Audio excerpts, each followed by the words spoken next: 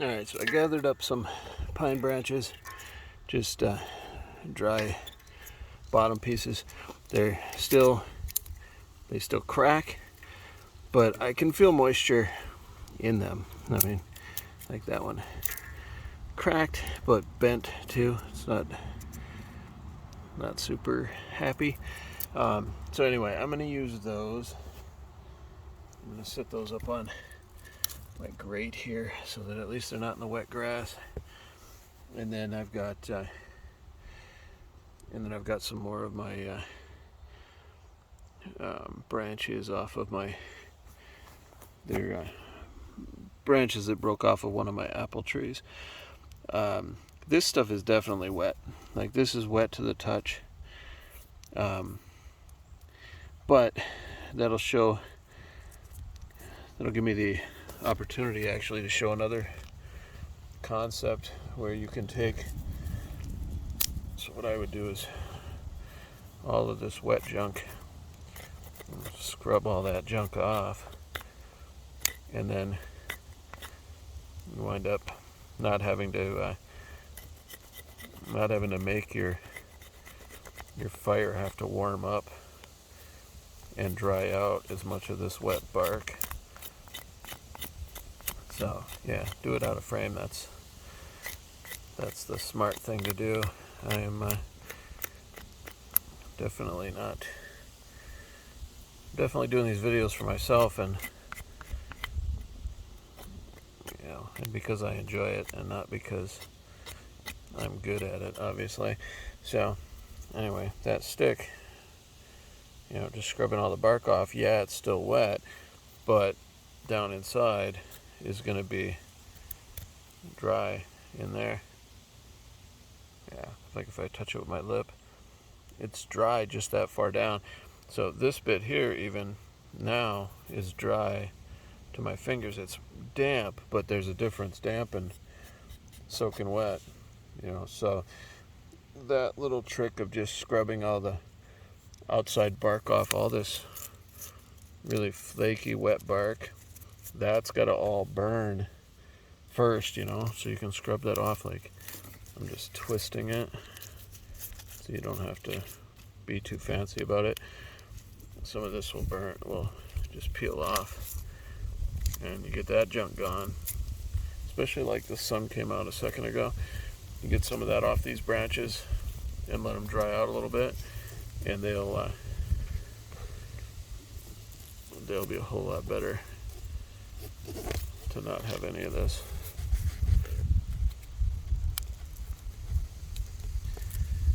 And if that was really dry, that bark's awesome, but sitting through rain last night, that bark is detrimental. You gotta work your tinder a whole lot harder to get that stuff to burn.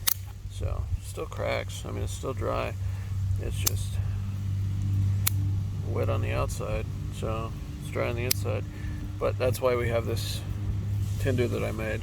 So I'm gonna throw some of these down, continue that process a little bit, get some more, and then I'll show it with the cotton, and then I'll show how awesome those fire cube things are for $7. That really, you should just carry those. And obviously the rest of the stuff we do is just for fun. If I'm hunting or kayaking or anything, I always bring those fire cubes and a ferro rod or something reliable to get them going, because they're awesome.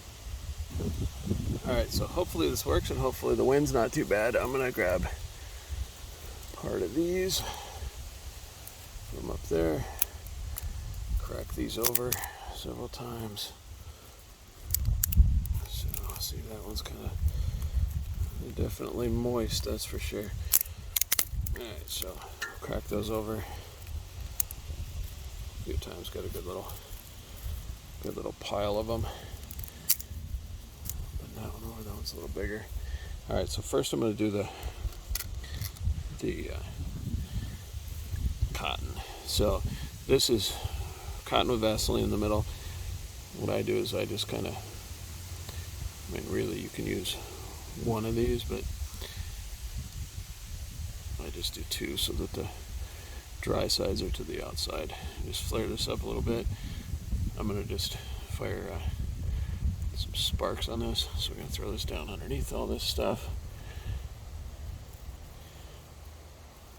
And actually what I'm gonna do a little bit of a, not quite an upside down fire, but a little bit of a base. Like that. And then I'll throw across member here so that we get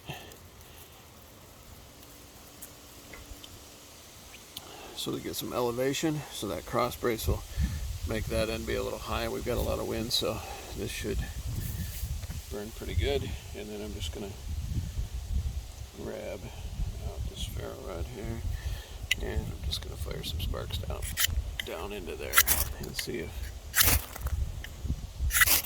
I can hit one. I think that one took. Yeah, it's going under there. I'm gonna give it one more just for good measure. So, I don't know if you can see it, but it's burning right there on the side. I'll give it a couple extra sparks into there so, alright, so that should be going away there. So, it's hard to see, but there's flame down in there. Yeah, you can see it in the camera a little bit.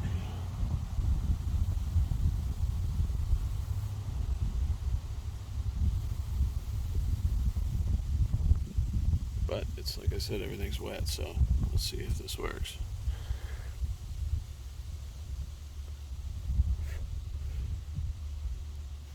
See, I think that went out. So this is exactly what I was trying to prove. Let's say we could do that again, but let's try that with a lighter now. So direct flame. It's really windy. Flame goes out. Direct flame, get that going. Let's see if it takes. Yeah, it's taking at the edge there. So anyway, this is, man, that's gross. Got, yeah, single take. Got fire goop on my hand, and now inside of the pocket of my pants where I put my lighter back. So that's awesome. Okay. So that's just shows, I'm going to wipe most of it off in the grass. That just shows how wet everything is. It's ashes from last night.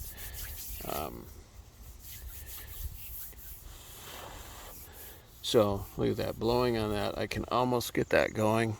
If I have my pocket bellows with, I might be able to get that to take, but that's pretty lousy. So, all right, I'm gonna pause this. That's gonna probably go out anyway, and then I'm gonna show you how good these fire cubes work. All right, I paused that, and then I came right back because it is trying. You can see it's going. So that Vaseline cotton ball, could get you out of a bind. It's okay. I mean, they do work. I use them kind of regularly, but you can see it's barely about the cotton ball and more about the fact that the wood's finally drying out. So, that is basically starting to work now, and that'll become sustainable. I can get this other stuff on it. I mean, I'm getting good heat out of it. It's starting to dry itself out. So I'm going to pause this and let that go out. Alright, so I'm trying to force this out. I just knocked that over, but I wanted to come back and show. You can see that cotton ball going. I mean, they go pretty good. They're good for free, if you just want to screw around in your yard especially. But they're susceptible to water. If you get those things wet, it's wet cotton basically. The Vaseline could burn if you could get direct flame on it. That's a concept that's important. Sparks and flame are very different. You might just buy yourself a ferro rod and think that because someone started a fire with it in some video or TV show or whatever, that you've just got it made. You'll just take a ferro rod and go. Test that stuff at home. It's very much, that's kind of the reason I started shooting YouTube videos, because these sort of things are You know, they are not just a one and go and a ferro rod's going to work. You know, there's a lot to it, and sometimes it works, sometimes it doesn't. Sometimes you've got to really know your tinder. Like I've got some dry grass here behind me, but it's not dry, it's wet. It's not going to take a spark. So you've got to be smart about it and think through. So I'm going to put that thing out. I'm going to pause this, rebuild this with that fire cube, and then I'll come back. All right, so these fire cubes, they say you just light the outside. That's kind of true. You can hit it with a ferro rod. You can pop it open, it's sealed in a package. But if you get a ferro rod spark directly on that thing, you're good to go. In fact, I think that's what I'm going to do is pull. I'm not going to pause again. I'm just going to pull all this stuff off to the side, and I have all of that up there on my little cooking grate. So I'm just going to go like that, and I think what I'll do is I'll just pop a spark on that thing and get it going, and then I'll just start piling stuff onto it.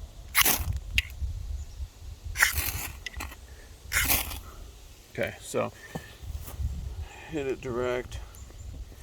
It's flame and the plastic takes off. These things are basically condensed, compressed kerosene or something like that. And there's like something to them. They burn pretty ferociously, but either way, we've got time to get this stuff on there.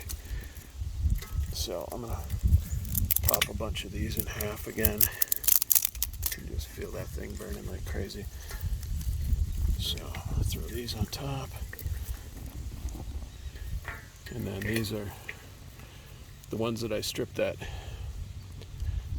bark off of earlier. They're wet, but they're dry inside. So I'm gonna put those on top. This is more your fell out of the kayak. I mean, I kayak, my buddy Ryan and I kayak late into the year. We kayak for where I live in the UP into October. Last year we were kayaking and it was 23. And when we went in April this year, on my brother's birthday, April 24th, we went and we were chasing an ice dam down the river. So, I don't know what you call it, but like an iceberg thing where the ice was breaking and we were following it down the river. So this is the kind of thing when you're doing something stupid like that, like kayaking in 23-degree weather, and if you fall in, you know, you're gonna need a fire. This is the kind of stuff I carry. You know, you're not gonna, you know, bow drills are fun, but they're not what you want when you're soaking wet and lost all your gear in the river. So anyway, there's that thing going down under there. All this stuff is wet. I'm gonna throw the rest of that, let's see, I'll throw this piece, throw these ones on. Those just came off of one of my pine trees over there. Throw all these on, pull my camera back so I don't burn it. And then I'm just gonna break a bunch of these, throw these on there, and probably edit a bunch of this crap out because I'm starting to realize that you don't want to watch a 20-minute video about a fire. So anyway, there's that. I'm going to throw the rest of that one on. I may come back here in a sec once it's going a bit better, but it just shows the difference in why it's worth $6 at Walmart to get a box of those fire cubes, at least for emergencies. But then also try them with the wettest wood in a rainstorm, whatever, and just make sure that they work for you.